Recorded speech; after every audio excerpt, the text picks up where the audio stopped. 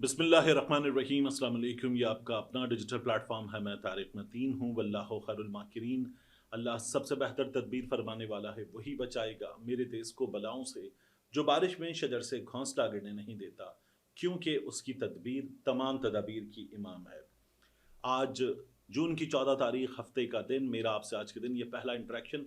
ताज़ा तरीन सूरत हाल ईरान और इसराइल के दरमियान जो लड़ाई चल रही है, उस लड़ाई की ताज़ा तरीन सूरत हाल मैं आपके सामने रख दूं। सबसे पहले ये जान लीजिए कि ईरान ने जो हमले किए, एक के बाद एक मुसलसल हमले किए, मुसलसल मिसाइल्स मारे गए, और फिर हमने ये देखा कि चौथा हमला ईरान की जानिब से इसराइल पर किया गया। ये चौथा हमला बहुत बड़ा था। इस चौथे हमले के बाद हमें जो मौके पर मौजूद फॉक्स न्यूज़ के रिपोर्टर्स हैं, वो ये बताते हुए नजर आए कि सिग्निफिकेंट डैमेज, ये वर्ड्स उनकी जानिब से यूज़ किए गए जब ये चौथा हमला किया गया। और इस चौथे हमले के नतीजे में हुआ क्या है, जो आलमी आज़ाद सहाफ़ी हैं वो ये बता रहे हैं कि एक न्यूक्लियर रिसर्च साइट को ईरान की जानिब से निशाना बनाया गया है।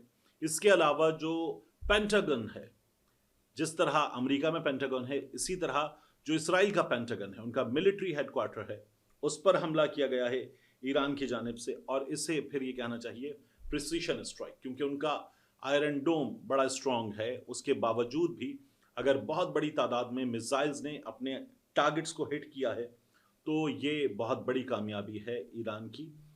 डैमेज कितना हुआ है, लोग ये देखना चाहते हैं। उससे पहले ये देख लीजिए कि लोग ईरान में क्या देखना चाहते थे। ये जो आपको मैं तस्वीरें दिखा रहा हूँ, ये तस्वीरें बता रही हैं कि ईरान में ज़बरदस्त जोशो खरोश पाया जाता है लोगों में कि हमने जवाब दिया है, हमने भरपूर जवाब दिया है, और हमने इसराइल को ठीक ठाक डैमेज कर दिया है। तो लोग सड़कों पर निकले हैं, जश्न मना रहे हैं। ये वो लोग हैं जो ये देख रहे थे कि हमारी मिलिट्री लीडरशिप पूरी की पूरी एलिमिनेट कर दी गई, हमारे न्यूक्लियर साइंटिस्ट रास्ते से हटा दिए गए इसराइल की जानिब से। और जिस तरह से इसराइल ने ये काम अंजाम दिया था, तो मोराल बहुत डाउन हुआ था ईरान में। लेकिन इन हमलों के बाद वो बूस्ट हुआ है, ठीक ठाक बूस्ट हुआ है। इस तमाम तर सूरत हाल की बात करते हैं। जो अभी तक इसराइल से खबरें आ रही हैं, उनके मुताबिक 40 से कुछ जायद जख्मी हैं। एक हलाकत की, एक खातून की हलाकत की तस्दीक की जा रही है। सबसे बड़ा सवाल यह है कि बिन्यामिन नेतन्याहू कहाँ है। अभी इस हवाले से थोड़ी देर में मैं आगे जाकर बात करूंगा। लेकिन जो मिसाइल डिफेंस सिस्टम है वो नाकाम हुआ है, वीडियोस से हमें ये पता चल रहा है। फिर उसके बाद आप देखिए कि हमें इसराइली बंकर्स में नजर आए, हमें इसराइली ऐसी पार्किंग्स में, ऐसी लॉट्स में नजर आए जो उनके लिए इस दिन के लिए, इस मकसद के लिए महफूज कर ली गई थी और वहां पर पहुंचा दिए गए। और फिर ये भी हमने देखा कि इसको सिर्फ इसराइल नहीं रोक रहा, इसको अमेरिका रोक रहा है, और साथ में मशरिक़ वस्ता के कुछ ममालिक ने इसराइल की मदद की है ईरान की जानिब से होने वाले हमले रोकने में। तो इसराइल था, अमेरिका था, मशरिक़ वस्ता के कुछ ममालिक जिन्होंने बाकायदा तौर पर गद्दारी की है मुस्लिम कॉज के साथ, वो ममालिक जो थे वो इसराइल का साथ दे रहे थे। उसके बावजूद, अगर इन तमाम तर ताकतों के बावजूद ईरान ने हमला किया है, अपने टारगेट्स को हिट किया है, तो ये ईरान की बहुत बड़ी कामयाबी है। अब आप देखिए कि कुछ मनाजिर हैं, कुछ तस्वीरें हैं, कुछ चीज़ें हैं जो मैं बताती हैं कि हुआ क्या है। पहली हलाकत की खबर जिसकी तस्दीक हुई, तो वो खबर हमारे सामने आई, Israeli women succumbs to injuries following Iranian missile barrage.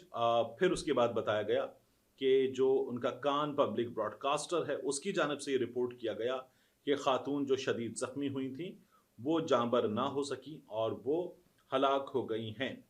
ये पहली हलाकत है, और जो ज़ख्मी उनकी तादाद बताई जा रही है 40 से ज़्यादा। अब लोग इसका फिर कंपैरिजन करते हैं कि हमारी पूरी मिलिट्री लीडरशिप एलिमिनेट कर दी गई। जो इमाम खुमैनी साहब हैं, उनके आप देखिए कि करीब तरीन असिस्टेंट, उनको एलिमिनेट कर दिया गया। फिर उसके बाद जौहरी साइंसदान, उन्हें रास्ते से हटा दिया गया। तो लोग ये देखना चाहते थे कि हमने जो नुकसान पहुंचाया है वो नुकसान कितना बड़ा है। लेकिन अभी ये थोड़ा सा इंतज़ार करने का मरहला है। मगर आप तस्वीरें देखें तो आपको नज़र आता है कि तल अबीब में क़यामत का सा मंजर था।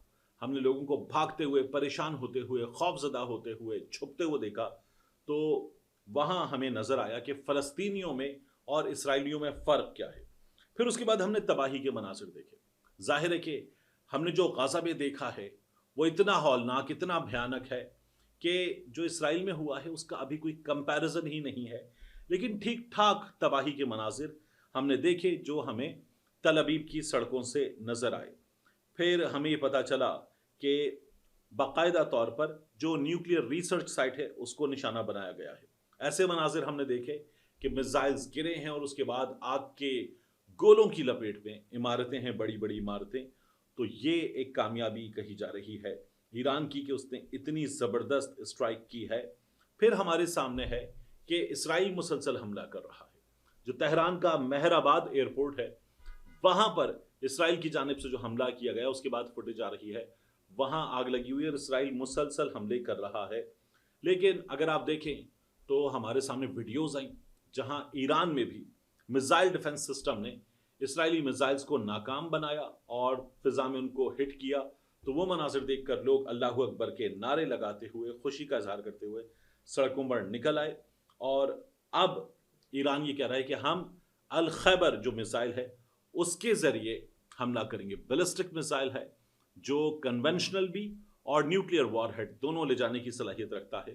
تو ایران یہ کام کر رہا ہے کہ بھرپور ہٹ کیا ہے ایران نے، اور اس سے ظاہر ہے کہ وہ نقصان جو ایران میں ہوا ہے اس کا اگر آپ کمپیریزن کریں گے اسرائیل میں ہونے والے نقصان سے تو اس طرح کا نقصان اسرائیل میں ابھی نہیں ہوا ہے۔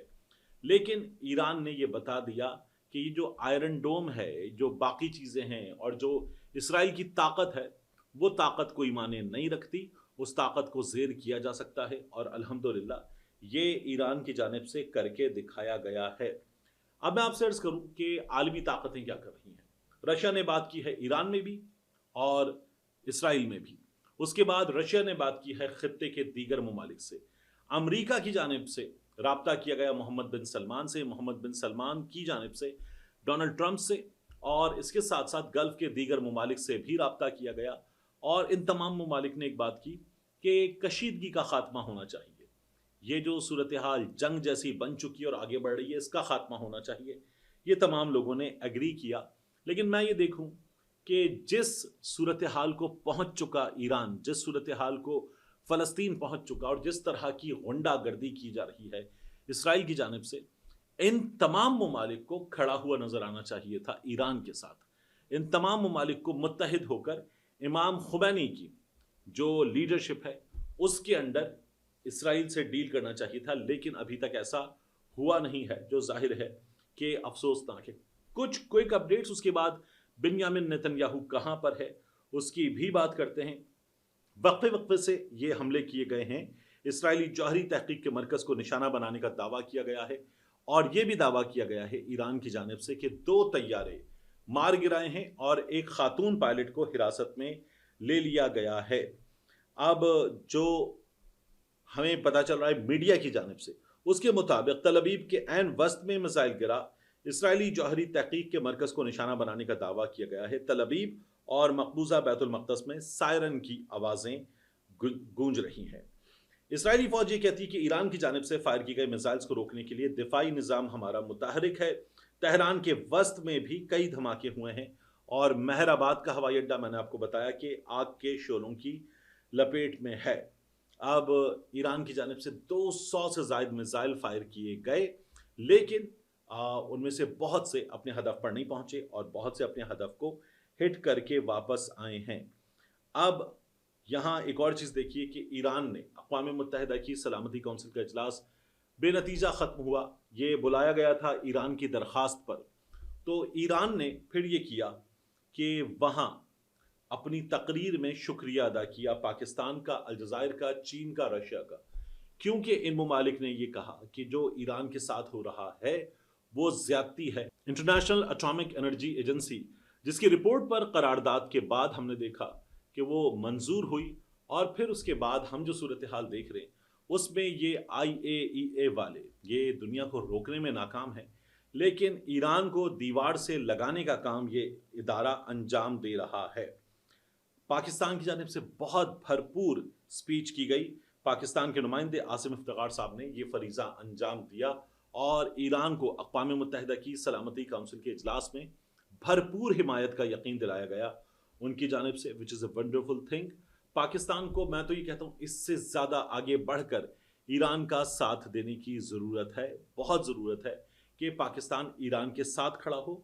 और मैंने आपसे कहा था ना सिर्फ ये कि वो सिफारती सतह पर खड़ा हो बल्कि अस्करी सतह पर भी वो ईरान के साथ खड़ा हो और जवाब दे उस दुश्मन को कि जिसको पूरी उम्मत मुस्लिमा वो अपनी ज़बान से तो जवाब देती रहती है लेकिन ये अमली तौर पर जवाब देने का मौका है, तो मिलकर ये जवाब देना चाहिए।